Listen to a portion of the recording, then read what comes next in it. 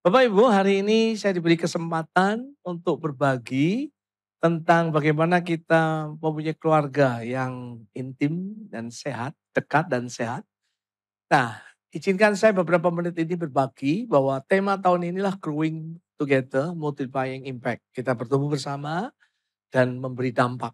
Bertumbuh bersama bukan hanya siswa, anak-anak didik kami, tapi juga guru, satpam, kebersihan, seluruh komponen di yayasan dan sekolah, sekaligus orang tua.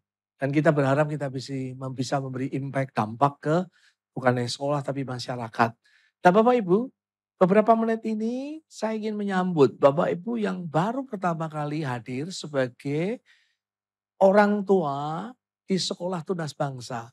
Mungkin masuk di jenjang SMP atau SMA yang baru pertama kali boleh hadir, boleh bangkit berdiri, boleh? Bangkit berdiri sebentar, kita beri tepuk tangan yang meriah buat mereka. Selamat datang Bapak Ibu, terima kasih sudah bergabung dengan Sekolah Tunas Bangsa melalui anak-anak. Terima kasih untuk diberi kesempatan kami untuk berbagi, kami membangun anak-anak Bapak Ibu saudara sekalian. Izinkan beberapa menit ini juga saya ingin berbagi yang selalu saya sampaikan ketika ada pertemuan orang tua murid. Kita sebut BBB, waktu belajar bersama. Ada yang berkata, Pak itu waktu atau wajib Pak? Ya terserah menafsirkan lah ya. Oke, bagi Bapak Ibu yang baru pertama kali hadir, saya ingin beritahu ini sekolah paling resek di dunia. Saya minta maaf. Ya. Kenapa resek? Karena ada banyak hal yang mesti kita ikutin. Ada mengisi buku penghubung, amin Bapak Ibu ya. Kemudian ada pertemuan-pertemuan, bahkan di absensi dan sebagainya, saya mengerti. Tapi izinkan kenapa demikian. Para pemimpin Jemaat Abaloh, orang kenal Jemaat Abaloh atau Gereja Yesus Kristus Tuhan, punya mimpi untuk menghadirkan kerajaan Allah dalam setiap bidang kehidupan.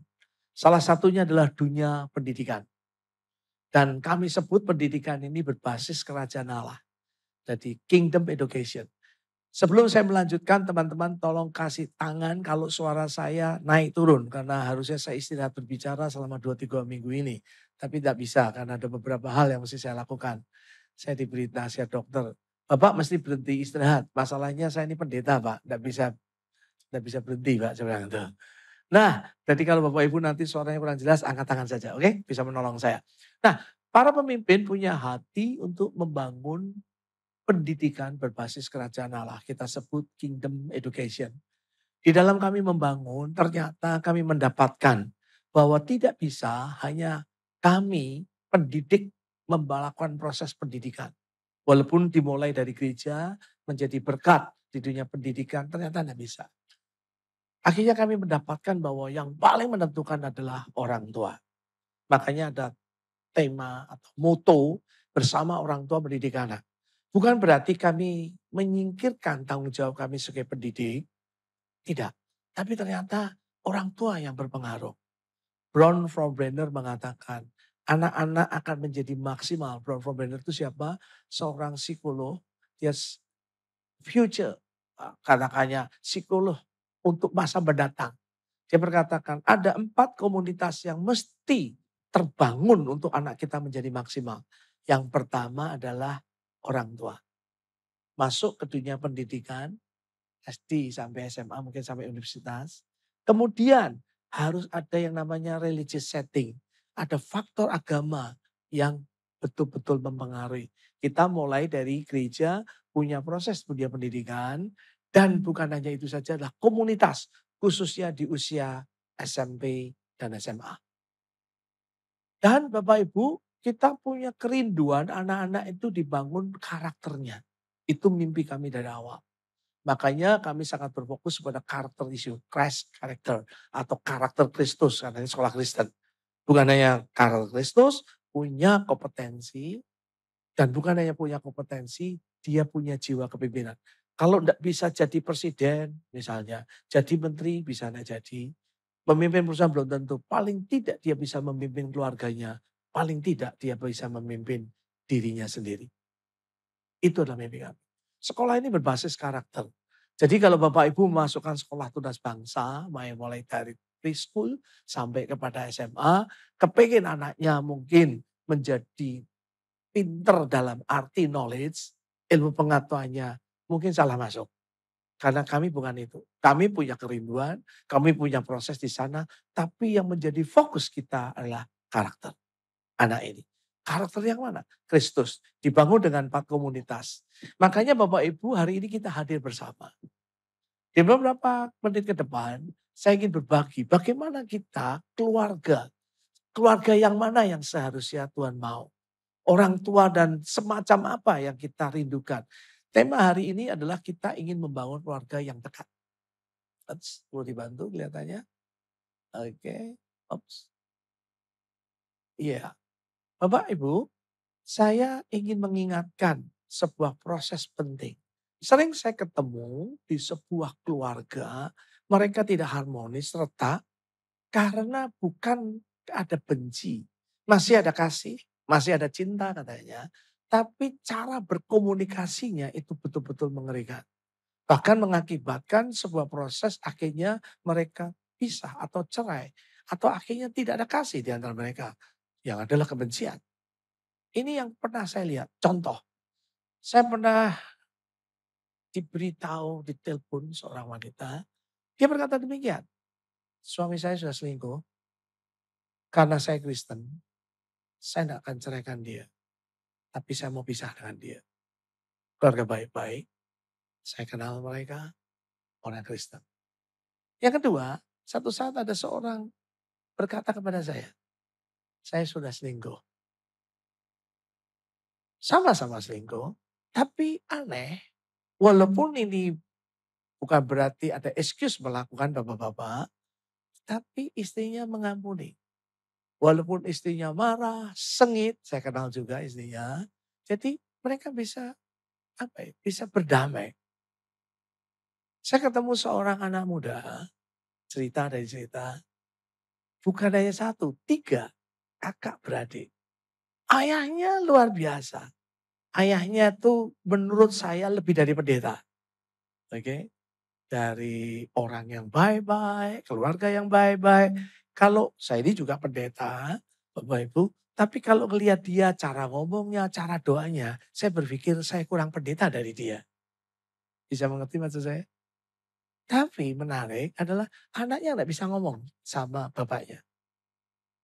Komunikasinya putus.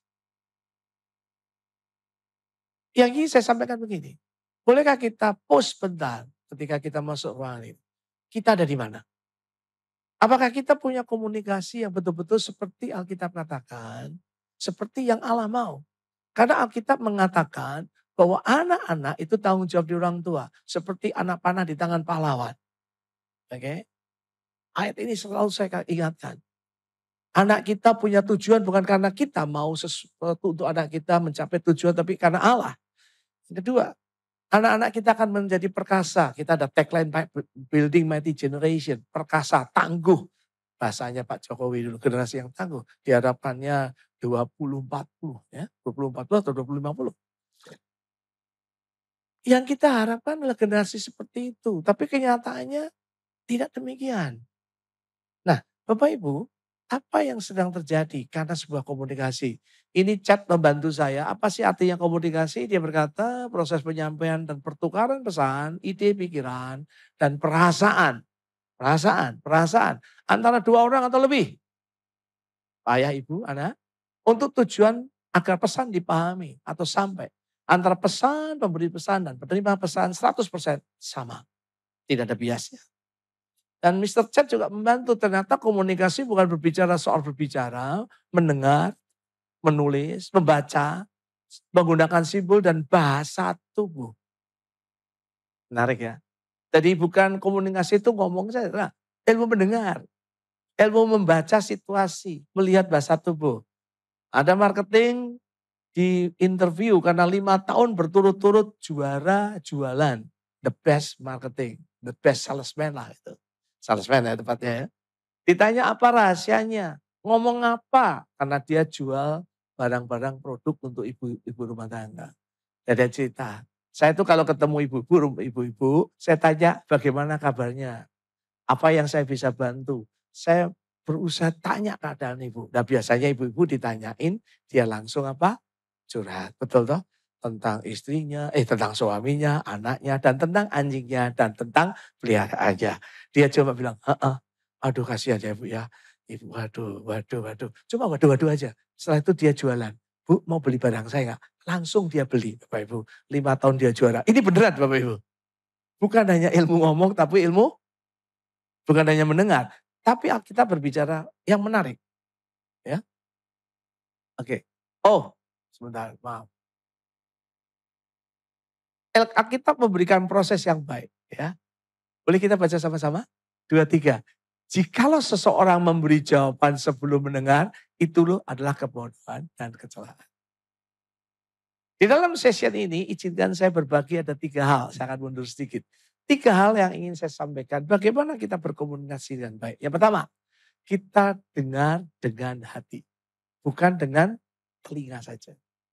Yang kedua, berkomunikasi dalam tingkat paling tidak di ruang perasaan.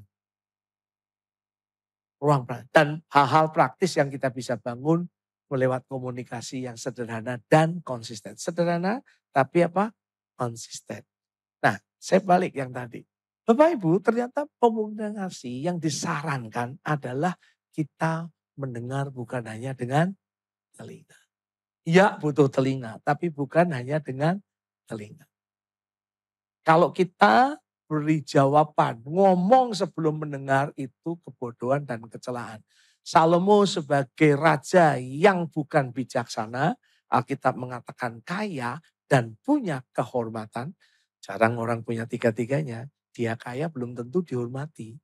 Dia kaya belum tentu bijak. Orang bijak banyak yang miskin hari-hari ini. Tapi tiga-tiganya dia punya. Makanya disebut Salomo raja sebelum dia dan sesudah dia tidak ada yang seperti dia. Dalam kekayaan, kehormatan, dan kebijaksanaan. Dia memberikan nasihat yang baik. Supaya kita hati-hati. Ternyata ketika kita berbicara, berkomunikasi, ada kata-kata yang tersirat. Bapak-bapak, kalau ibu bertanya, kamu sudah pulang ya? Itu maknanya banyak Bapak Ibu. Amin. Amin Bapak-bapak. Betul Ibu-ibu? Artinya kamu pulang, betul-betul pulang. Yang kedua, tumben lu pulang. Yang ketiga, kalau bisa jangan pulang, itu lebih bahaya. Oke, hati-hati. Anak kita pulang juga sama. Remaja-remaja itu artinya bisa beda Bapak Ibu. Betul? Karena apa? Ternyata ada kata-kata di balik kata-kata dan di balik kata-kata. Dan kita diingatkan untuk melihat, mendengar, membaca keseluruhan bukan hanya satu dengan telinga saja. Ketika istri dan anak-anak kita berbicara, suami berbicara, izinkan saya ingin mengingatkan.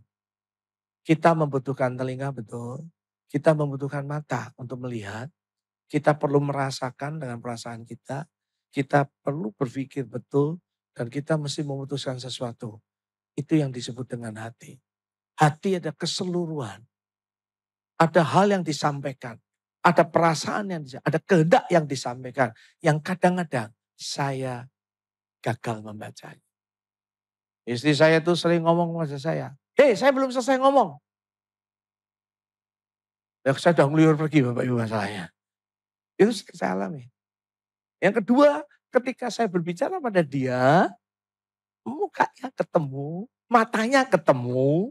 Tapi bilang, kamu tuh dengerin saya apa enggak? Bapak Ibu sering begitu enggak sama suaminya? Kenapa? Wanita punya frekuensi yang lain. Frekuensi yang dicungkat dari kerajaan surga, menangkap frekuensi hatinya.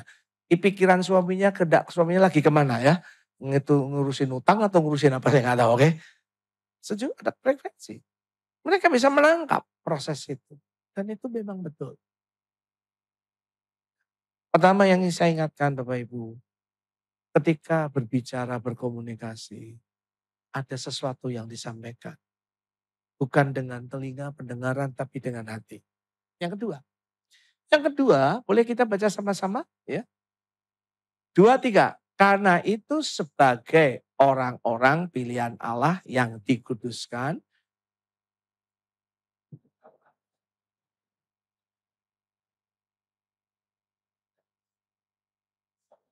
terhadap yang dan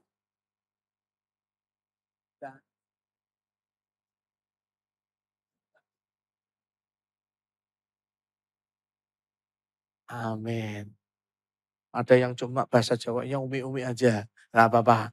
Bapak Ibu, pada waktu saya membaca ini mengaitkan dengan apa yang saya sampaikan, ini berbicara bagaimana jemaat harus mereka membangun hubungan, berinteraksi. Salah satu interaksi berkomunikasi. Ada sebuah pertanyaan, kenapa mesti ada belas kasihan, kenapa ada kemurahan, bahkan ekstrim sekali, pengampunan. Bahkan ditambahkan sama seperti Tuhan telah mengampuni kamu, kamu juga harus mengampuni. Doa Bapa kami, ampunilah kesalahan kami seperti kau mengampuni kami. Betul? Menarik, ini menarik di Kolose. Bapak Ibu, Kolose adalah salah satu jemaat yang dewasa. Jemaat yang dibangun Paulus sangat dewasa. Ada hal-hal yang baik di kitab Kolose. Selain Filipi dan Efesus. Bapak Ibu, saudara sekalian, ternyata di dalam komunikasi ternyata bisa membutuhkan proses ini. Buku Dunia Membutuhkan Bapak, kalau Bapak Ibu yang baru pertama kali hadir, saya berharap punya buku ini. Berapa banyak pernah membaca buku ini? Dunia Membutuhkan Bapak. Oke, dijual sangat murah. 2 kali porsi mie ayam, oke? Oke, saya sarankan Bapak Ibu catat, beli buku ini. Oke, ada 5 tingkat komunikasi. Yang pertama tingkat basa-basi, yang kedua fakta, pendapat, yang ketiga adalah perasaan, yang terakhir keterbukaan total. Halo, apa kabar? Itu adalah basa-basi. Apa kabar? Baik. Ya. Kemudian saya menjawab, oh kami baik-baik saja. Kami keluarga lagi terus berjuang dengan kondisi ekonomi kami itu. Hari ini saya diberi SMS, WA ke teman-teman, bagaimana kondisi Bali karena saya tinggal di Bali. Banjir, aman, aman, jemaat aman. Oke, sayang dia nggak tanya berikutnya, ada yang perlu dibantu, dan saya akan ngomong biasanya gitu ya. Itu pendapat, oke. Oke Bapak Ibu, ya biasa pendeta kan cari sumbangan misalnya ya. Karena memang banjir itu mengerikan sekali, jemaat kami ada 10 keluarga, mungkin 20 keluarga yang kena. Dan Bapak Ibu, pendapat itu adalah sesuatu ungkapan pikiran, perasaan kita. Kami dulu kalau libur, itu rapat dengan anak-anak waktu masih kecil ya. Ada yang kepengen ke sana, ke rumah kakeknya, ketemu keluarganya. Ada yang senang ini, senang itu. Sementara kami datang ke Jakarta, kami dari Bali ada liburan, biasanya seminggu, 2 minggu. Ada pelayanan, ada rapat dan sebagainya. Kami mesti rapat. Kamu apa? Kamu apa? Pendapat. Oke. Tapi ada ruang perasaan yang disampaikan. Perasaan dia. Senang tidak senang. Ada keterbukaan. Nah pertanyaannya, tidak semua keluarga bisa terbuka. Teman saya, kenapa dia mau, maaf ya, saya nggak cerai. Tapi kita pisah saja. Karena dia merasa dikhianati. Ada sesuatu fakta, ada sesuatu proses tidak terbuka. Kenapa 3 anak orang yang saya lihat baik, saya kenal baik, dia tidak mau bicara dengan ayahnya, padahal ayahnya baik. Kenapa disconnect? Kenapa tidak bisa bicara? Karena sampai di ruang perasaan dan keterbukaan tidak bisa dilakukan.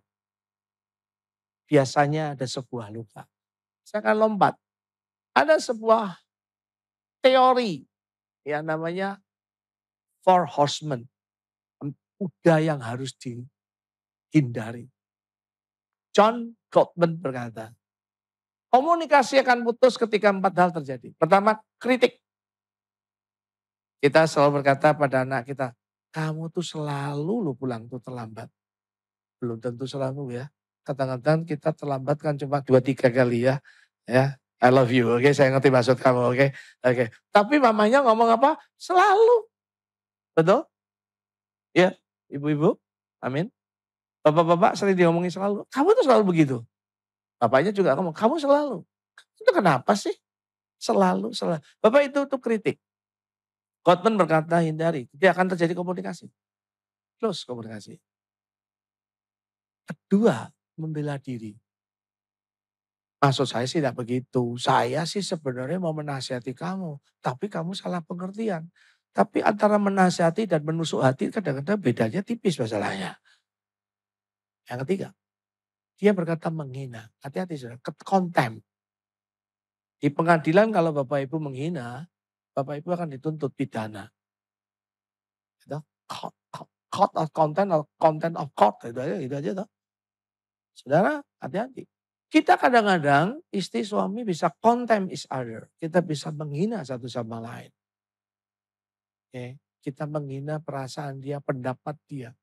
Ngasih pendapat kok norak banget loh. Udah minta pendapat dikasih pendapat norak ngomongnya. Nah, itu kata-kata yang saya dengar. Jadi kata-kata ini bukan di drama Korea, kata-kata ini bukan di drama Cina, kata ini bukan di TV, tapi di percakapan sehari-hari. Yang terakhir, yang paling mengerikan disebut stonewalling, membangun tembok. Anak istri tidak mau berkomunikasi. Ini yang saya sebut, mungkin tidak ada kebencian, mungkin masih ada kasih, tapi mulai hampa. Dan akhirnya hilang. Bapak Ibu, anak kita SMP dan SMA, perlu pikirkan baik-baik. Mereka pribadi yang belum tentu seperti waktu zaman SD. Anak saya waktu saya punya 2 anak. Desalia untuk autis ADHD, jadi sedikit agak beda. Yang cewek itu sangat cool, sangat tidak ekspresif. Ketika saya rangkul dia bisa begini, "Pi, pi." Nah, dulu saya punya problem adalah jarang gini. Waktu di sekolah tunas bangsa kan tidak boleh memuji kecantikan, betul ya? Fisik tidak boleh. Anak cakep, ganteng enggak boleh. Kenapa? Lebih baik memuji karakternya. Saya nggak tahu saudara dapat, saya dulu dapat pelajaran itu. Karakternya bijaksana, tanggung jawab. Kamu tanggung jawab. Tapi kalau bilang cantik enggak boleh. Saya punya problem. Anak saya cantik karena turunan saya. Dan banyak mamahnya maksud saya. Saya ngomongnya agak sedikit, oke. Sedikit saya, banyak mamahnya maksud saya, oke, oke. Oke, oke, supaya tidak salah mengerti. Bapak Ibu, waktu saya bilang dia cantik gak enak gitu. Tapi saya belajar dari buku The World is the Father. Memuji keseluruhannya. Dia memang cantik. Daripada dipuji playboy cap kampak, mendingan bapaknya yang muji. Kamu cantik, kamu elegan banget ya. Pakaianmu menarik sekali ya. Cocok sama kamu, fit banget. Bapak Ibu, ini saya dapatkan proses. Nah balik lagi. Kalau orang sudah stonewalling, tidak mau bicara, hati-hati. Nah saya balik dengan ruang perasaan tadi. Banyak orang tidak bisa berbicara di ruang perasaan dan keterbukaan. Mereka berhenti di 1 dan 3. Berbahaya. Pasti ada sesuatu. Mungkin ada kritik, mungkin ada konten, menghina, dan sebagainya. Bapak Ibu, kalau engkau dalam proses itu, saya berkata hati-hati.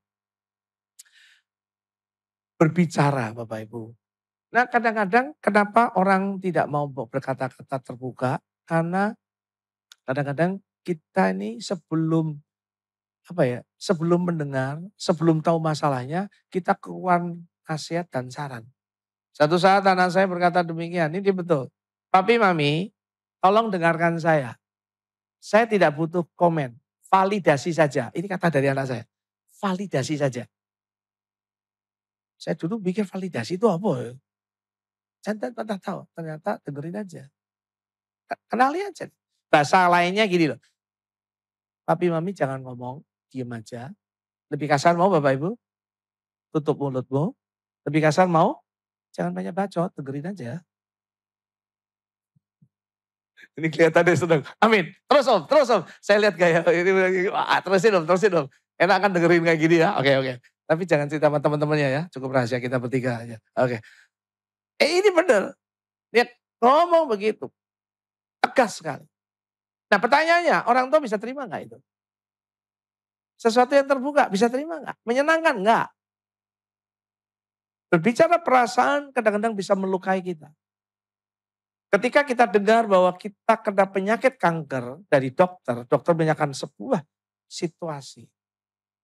Kondisi kita yang sebenarnya tidak menyenangkan, menakutkan. Tapi ada banyak orang lebih senang tidak diberitahu kondisinya, menutup komunikasinya, menutup sebuah kebenarannya demi rasa nyaman yang padahal tidak nyaman. Itu yang saya sampaikan. Kalau engkau mengalami situasi yang sulit, Komunikasi hanya 1 sampai 3. Tanya 2 pertanyaan. Dan lakukan 1 tindakan. Bapak Ibu tulis saya namanya Craig Hill. Saya lupa family first atau family apa namanya. Dia mengatakan 2 nasihat. 2 pertanyaan, 1 tindakan. Kalau komunikasi kita sudah buntu, tanya dia. Mungkin di dalam hidup saya, mungkin di dalam perbicaraan kau tadi, mungkin dalam kita ngobrol, diskusi, nak, mungkin ada sesuatu yang melukai kamu. Kalau dia jawab dengan cepat, ada, puji Tuhan. Berarti masih ada kesempatan. Kalau memang tidak ada, nggak masalah. Tapi kalau dia tidak menjawab, takutnya stonewalling, hati-hati ini. Tanya, adakah sesuatu dalam pembicaraan tindakan saya melukai kamu? Kalau bilang ada, puji Tuhan, tanya, apa itu? Boleh nggak diceritakan? Oh biasa aja langsung. Kami sering konseling suami istri, saya minta suaminya tanya begitu, di depan kami istri langsung suaminya tiarap. Saking banyaknya. Terus saya tanya suaminya, kamu tahu nggak ngomong diomongin apa? Nggak tahu, saking banyaknya, ya pokoknya terima aja. Amin. Kenapa? Itu luapan. Yang sudah tertahan lama. Yang kedua, sudah tindakannya apa? Saya hanya berkata, yang kamu tadi dengar apa? Minta maaf saja. Minta maaf. Bapak Ibu, kalau tidak ada kata-kata magic buat minta maaf, akan sulit komunikasi dibangun. Hanya banyak kali dalam hidup saya, istri saya dan saya minta maaf. Maafkan kami. Saya berkata pada anak saya, nomor 1 autis ADHD. Usia 26 tahun. Sering dia berkali-kali dia berkata, saya tuh dulu pada waktu masih SD, sering papi tinggalkan saya. Saya sering ke Jakarta, saya tinggal di Bali. Papi tahu nggak, saya kesepian. Karena anak autis ADHD nggak punya teman. Tahu nggak, Pi? Tahu nggak? Saya kesepian. Saya bisa bela diri, saya rapat, pelayanan. Tapi saya berkata, Bel, saya minta maaf. Tahu nggak, Pi, sorry, Pi. Waktu papi tinggalkan saya, aku ini seperti anaknya ini loh. Saya ini anak yang dititipkan. Ini anak ada otis loh. Saya bilang sorry. Saya bilang, jangan bilang sorry. Istri saya nggak suka kata sorry. Minta maaf. Pakai bahasa Indonesia yang baik dan teratur. Yes, oke. Saya minta maaf. Saya bilang, Bel, maafkan saya. Seberapa banyak saya minta maaf Bapak Ibu, seberapa banyak dia berbicara tentang itu. Berkali-kali dia ngomong. Berkali-kali saya minta maaf. Saya kasih contoh lebih liar lagi. Supaya kita bisa menangkap. Satu saat saya 2016, saya datang ke rumah ipar saya di daerah BSD. Di BSD itu kalau masuk, kiri loka itu dimintain KTP. Sebelumnya belum ada. 31 Desember 2015, saya datang 1 Januari itu udah ada. Minta KTP, nggak ada, datang masuk aja. Oke. Hari itu dimintain KTP. Saya bilang kemarin baru masuk, 2 hari yang lalu saya kesini. Saya mau tengok ipar saya. Minta KTP. Bantah-bantahan 5 menit, akhirnya dia keluarkan surat. Suratnya berkata mulai 1 Januari 2016 kasih KTP. Enggak bantah-bantahan saya keluarin KTP. Betul? Saya terima tanda terimanya KTP. Istri saya cuma berkata demikian. Kamu ngapain? Waktu bilang ngapain itu seperti kenop aja. Tiba-tiba saya memaki istri saya. Ini benar memaki, ini pendeta Bapak Ibu. Saya enggak bisa nyalakan iblis. Tapi saya ini ngomong. Di belakang saya, kami naik mobil, ada 2 pendekar anak saya. Yesaliel dan Elizabeth. Usia remaja. Nah, saya turun dari mobil, ya toh, kan masuk di rumah pintu masuk kiri loh, masuk ke rumah kakak saya. Kemudian saya turun, ketemu dengan ipar saya. Ipar saya tanya, ipar saya baru ketemu suaminya kakak saya. Ipar saya tanya sama saya, bagaimana kabarmu? Jawaban saya apa kira-kira? Baik. Baik. Nah, munafiknya sama. Baik gak saya? Oh baru maki yo. Anak saya lihat. Kemudian saya ketemu dengan siapa? Ponakan saya, cepika-cepiki. Cek sana gimana? Saya baca di sana. Dia tanya, kira-kira jawaban saya apa? Baik. Kelihatannya belajar dari papi maminya, oke? Baik nggak? Baru maki pendeta. Pertama kali saya memaki. Kemudian saya pulang, persis hari itu saya ke Sumarekon. Serius ke Sumarekon. Daerah sini. Tadi saya tinggal di rumah adik saya, adik angkat saya ada di sini, tadi ikut di kebaktian pertama. Ketemu dengan orang yang mau menikah. Pertanyaan, Kak Beta, kabarnya bagaimana? Jawabannya bagus. Baik ya. Istri saya juga sama. Istri saya ini istri pendeta, dia pengajar salah satu wanita pembicara di Wanita Bijak. Ternyata nggak bijak juga. Bapak Ibu dengar baik-baik, apa yang dilihat oleh dua anak saya itu? Kamu bohong. You liar. Waktu pulang Tuhan bicara. Kamu tahu kamu sedang melakukan apa? Tuhan betul-betul tuntut hari itu. Bapak Ibu, permintaan maaf loh. Tapi saya ingin beritahu Bapak Ibu, kalau minta maaf yang jelas. Kita bisa berbuat kesalahan, kita bisa berbuat kebodohan, tapi pertanyaannya bagaimana kita bertanggung jawab atas kesalahan dan kebodohan itu. Saya tinggal di rumah seperti adik saya, tadi dia hadir di waktu pertama, di pertemuan pertama. Orang tua Tunas Bangsa. Saya masuk ke kamar, saya tinggal di kamar satu kamar kami berempat. Ini yang saya lakukan. Saya berlutut di hadapan istri dan anak saya. Saya berkata, maafkan saya. Maafkan saya. Nak, ampuni saya. Saya melakukan kebodohan. Pendeta bisa melakukan kebodohan Bapak Ibu. Tapi yang saya ingatkan adalah, apakah kita mengembalikan kebodohan menjadi sebuah pembelajaran. Anak saya melihat. Dan puji Tuhan istri saya memberi pengampunan. Itu yang disebut kerendahan hati. Itu yang disebut pengakuan. Itu yang disebut yang dikatakan Kolose tadi.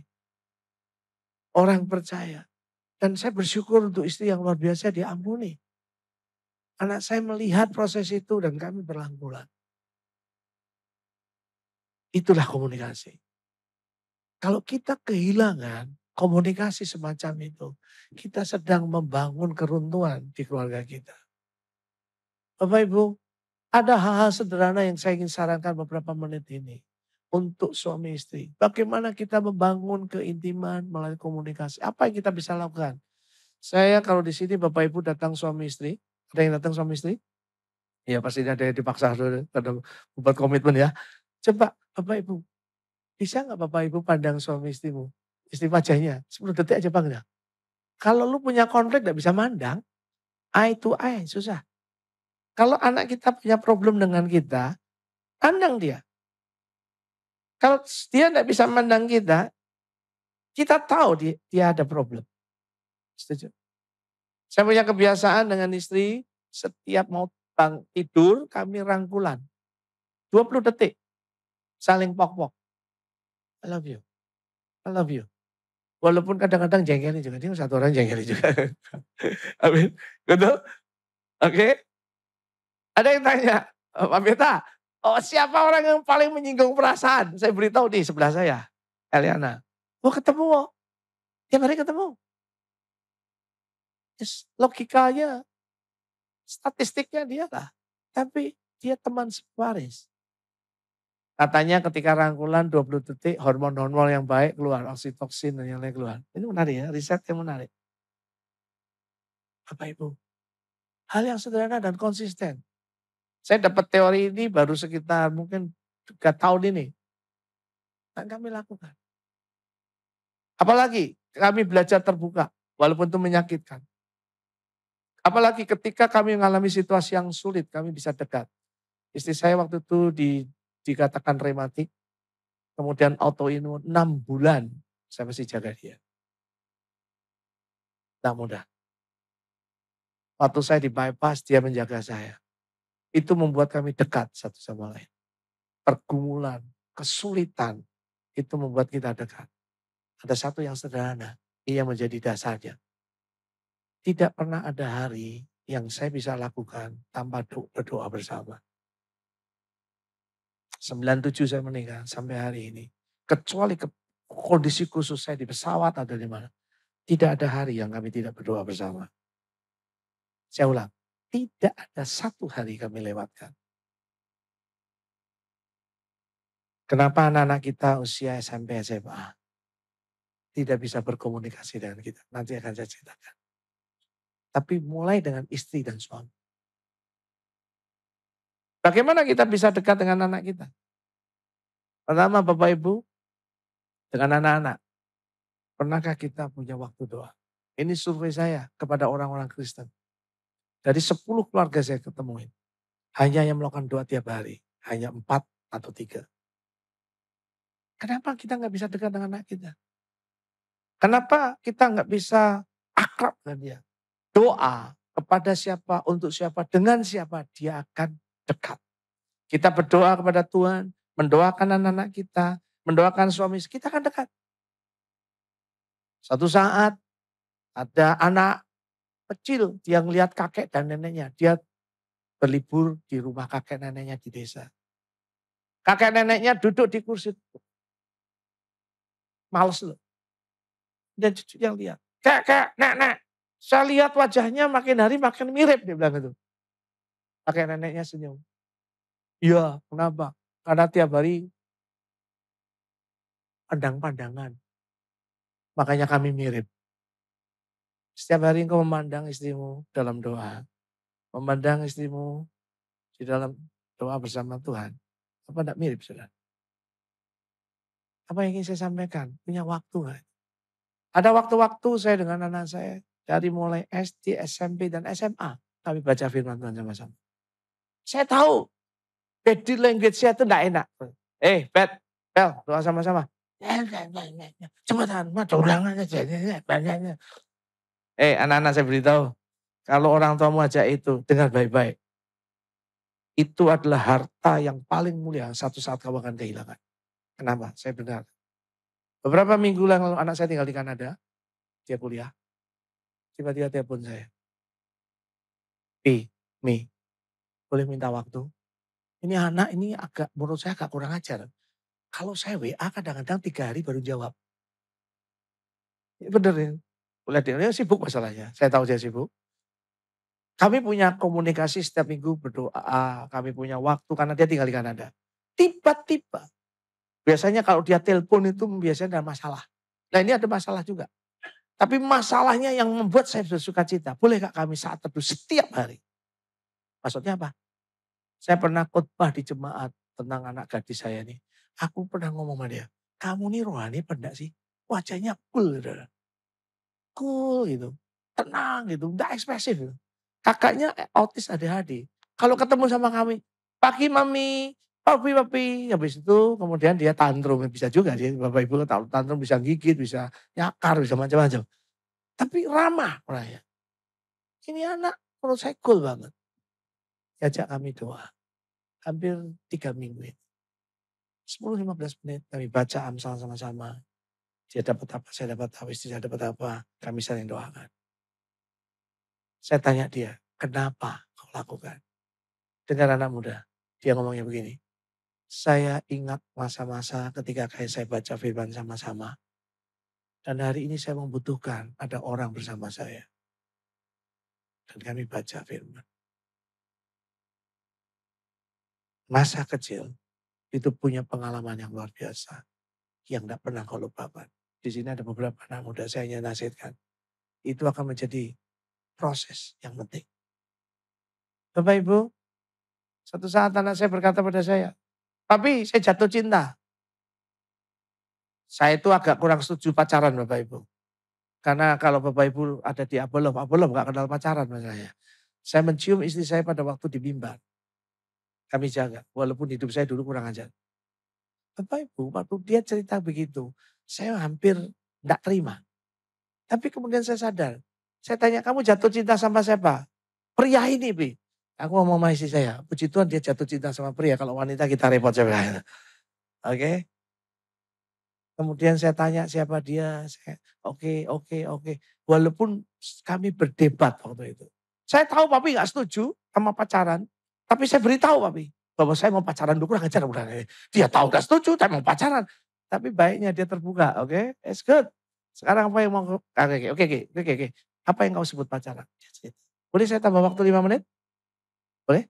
1 jam? Jangan, jangan. Oke 5 menit. Dia ngobrol, Bapak Ibu, waktu dia bilang pacaran, saya terima kasih kamu cerita. Tapi boleh nggak saya kenal pria ini? Kami kenalan melalui Zoom, karena di Kanada. Kemudian kamu sudah berapa bulan, siapa orang tuanya. Bukan kaya miskin, bukan Pak. Saya mau tahu background orang tuanya. Dan kebetulan orang tua ini kenal salah satu teman, best friend-nya mereka. Itu saya kenal dia.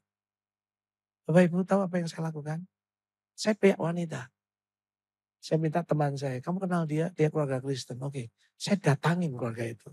Bukan kapan ngelamar, bukan. No. Ini serius. Anak kita pacaran, sudah official, dia sebut official. Saya nggak tahu, ada official ya. Saya tahu dari mereka, oke. Oke, saya tidak nuduh kalian, tapi saya lihat kalian baik-baik, oke. Dia bilang official. Wih, ada official sudah. Ini benar omongannya begitu. Oke. Tapi saya bilang, nah, saya mesti ngomong, yang sebut kamu pacaran apa? Kami berbagi pengalaman. Tidak ada kissing, tidak ada yang seks before married. Oke? Saya ngomong dengan prianya yang sama. Saya datangin ayahnya. Saya berkata, saya orang tuanya ini. Anak kita sedang pacaran. Kita sama-sama anak Tuhan. Bolehkah kita menjaga anak kita dalam kekudusan? Tidak ada seks. Tidak ada hal yang etika. Bolehkah kita mendoakan? Itulah komunikasi. Itulah kekristenan. Saya berharap kita menangkap hari ini. Bapak Ibu, ketika engkau lakukan, engkau akan melihat surga di keluargamu. Anak-anak kita akan nyaman. Alkitab mengatakan ada berkat, ada sukacita, bahkan orang akan melihat kasih di tengah-tengah keluarga kita. Saya berharap ini menolong kita. Apa yang Tuhan ingin lakukan dengan membangun keluarga yang sehat, dekat melalui komunikasi. Boleh kita bagi berdiri bersama-sama? Kalau kau datang dengan istrimu atau suamimu gandeng, kalau dengan anak rangkul dia. Tuhan Yesus, suara manusia terbatas. Kemampuan manusia menerangkan selalu terbatas. Tapi anakmu percaya ada kuasa Roh Kudus yang bisa memberi pengertian. Membawa kami lebih dalam. Bukan hanya secara pendengaran, ilmu pengetahuan, firman. Tapi melalui hati khususnya. Kami berdoa supaya setiap pribadi di tempat ini mereka mendengar dan melakukan. Karena itu yang disebut orang-orang berbahagia. Dan mereka punya hati seorang murid. Supaya mereka mentaati firman-Mu. Sekali lagi kami serahkan setiap pribadi dalam tangan-Mu. Setiap orang tua, anak didik kami, guru, setiap komponen yang mendukung, helper, satpam, siapapun juga terlibat di sekolah tunas bangsa ini. Supaya kami bisa boleh mendatangkan kerajaan Allah dalam setiap bidang kehidupan kami. Terima kasih, kami memberkati setiap orang tua murid yang sudah memberikan waktu dedikasi, mempercayakan semua pada kami. Doa anakmu, mereka punya waktu di hadapan Allah, manusia. Mereka punya waktu untuk mendengar dengan hati. Mereka punya waktu masuk dalam ruang perasaan dan keterbukaan. Mereka punya waktu, punya energi, punya effort untuk membangun sesuatu yang sederhana. Setiap hari di keluarga mereka. Baik suami, istri, dan anak. Di dalam nama Tuhan Yesus, anak berdoa dan mengucap syukur. Kita yang percaya berkata, amin. Tuhan memberkati, silakan duduk.